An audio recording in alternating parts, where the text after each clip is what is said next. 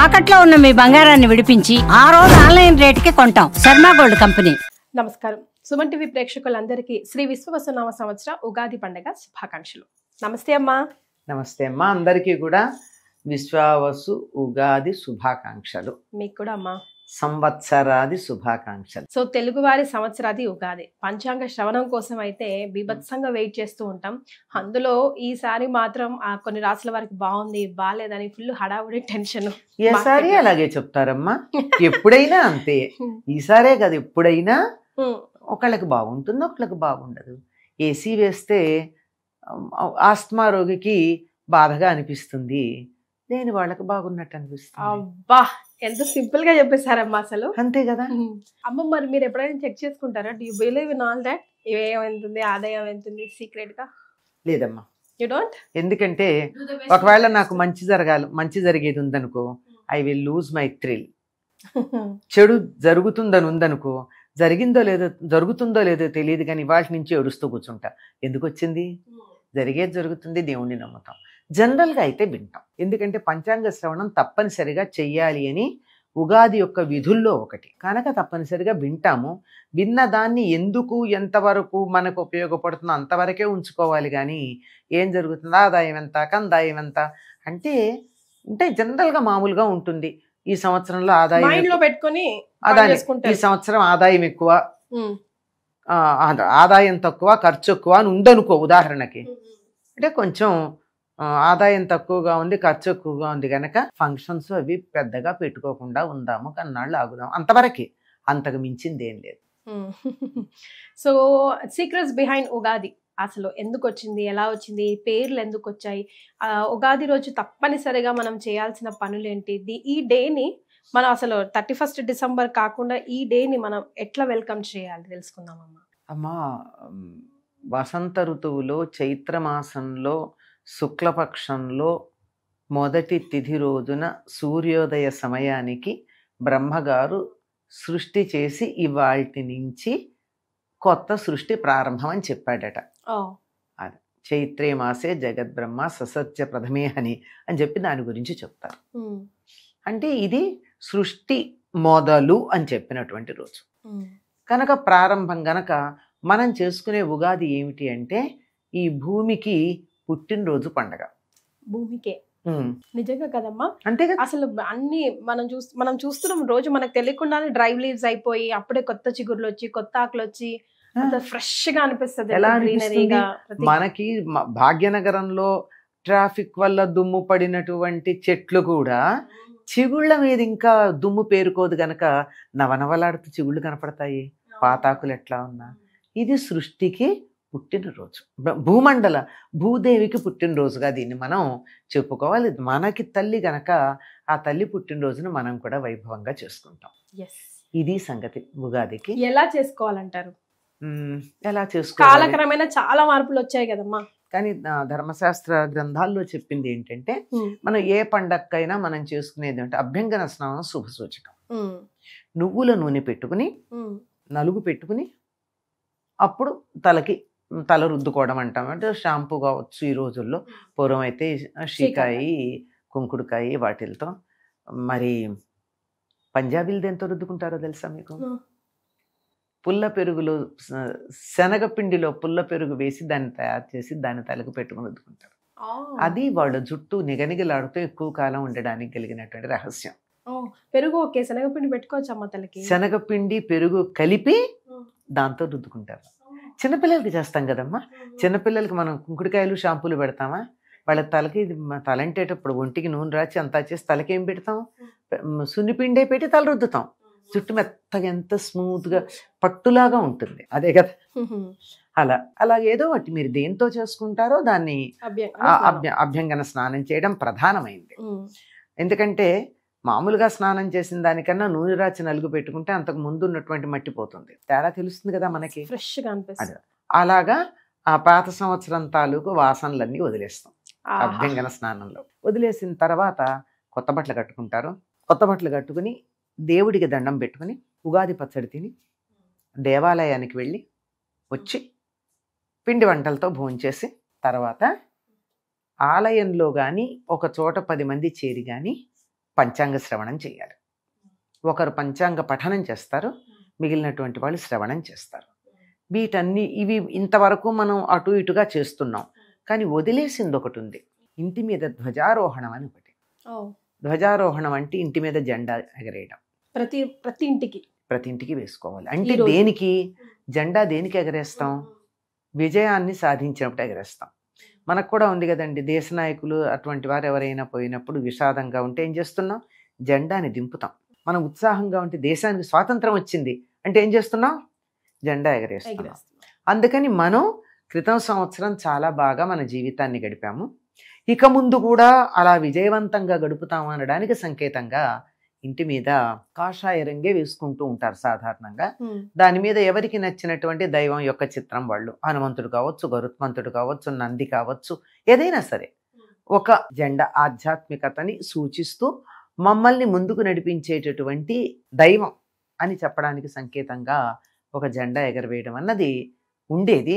ధర్మశాస్త్ర గ్రంథాల్లో ఉంది, ఇప్పటికీ దేవాలయాల్లో చేస్తారు.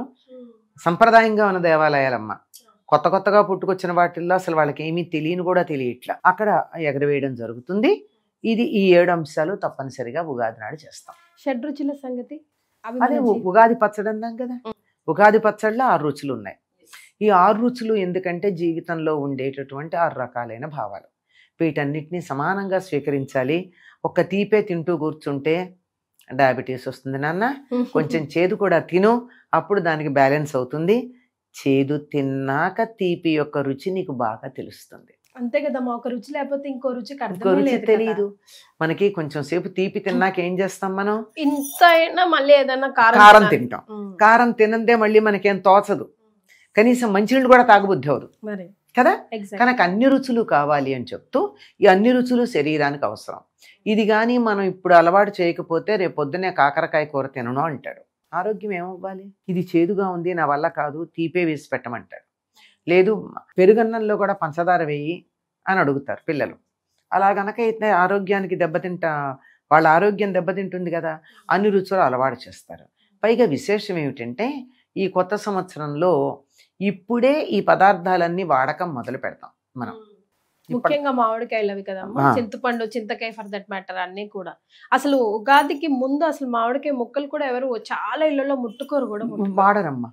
మనకు పద్ధతి ఏంటంటే మన ఇంట్లోనే మామిడి చెట్టు ఉండి కాయలు బాగా కాస్తే కూడా వాటిని ఎక్కడో పక్కన పెట్టేస్తారే తప్ప వాళ్ళు తినరు.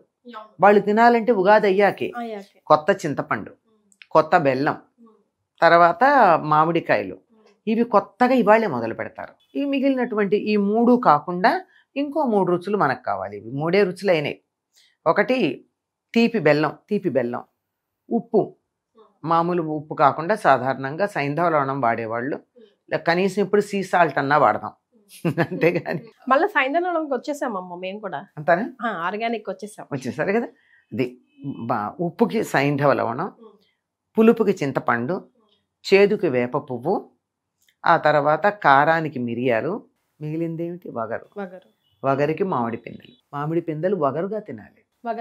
అంటే తొక్కతో తినాలని అర్థం. అది అసలు విషయం. తొక్కలోనే మామిడిలో ఉండే చిన్న దోషం ఏముందో దానికి విరుగుడు తొక్కలో ఉంది. అంచేత మామిడి పులుపుకు కాదు వాడేది, వగరుకు వాడుతున్నాం. పులుపుకి చింతపండే వాడతాం, కొత్త చింతపండు వాడుతున్నాం, కొత్త బెల్లం వాడుతున్నాం. మామిడి పిందెలు దేనికి అంటే వగరుకి సంకేతం.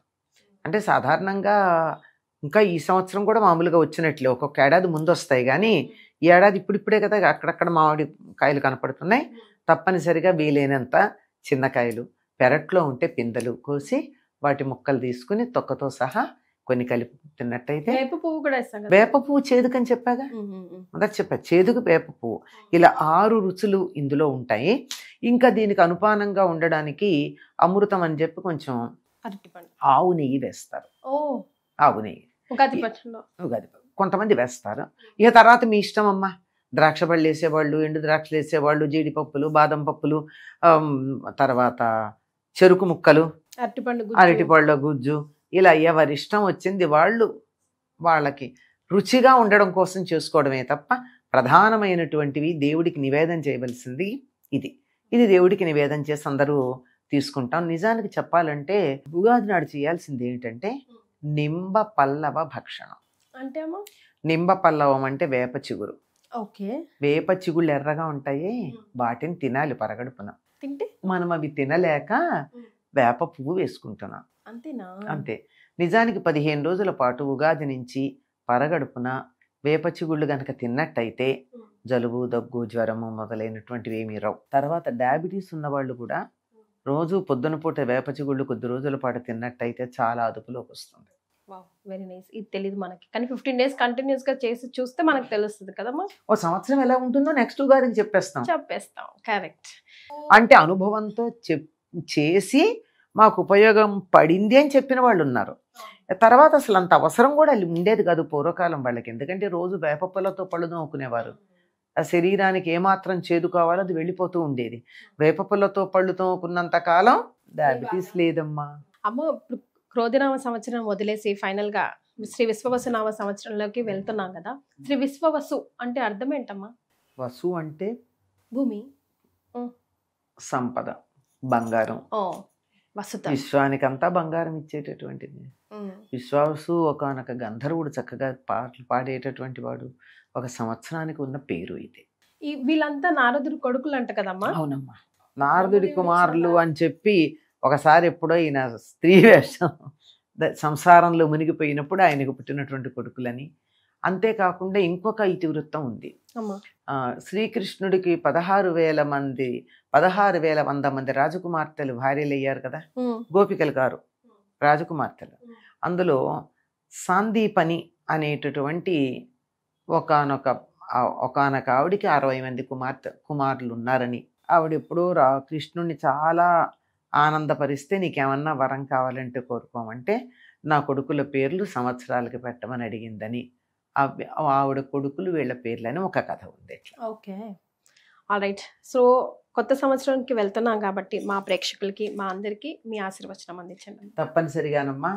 క్రోధినామ సంవత్సరం పేరుకు తగ్గట్టుగానే ప్రపంచమంతా కూడా క్రోధంతో అట్టుడికిపోయింది.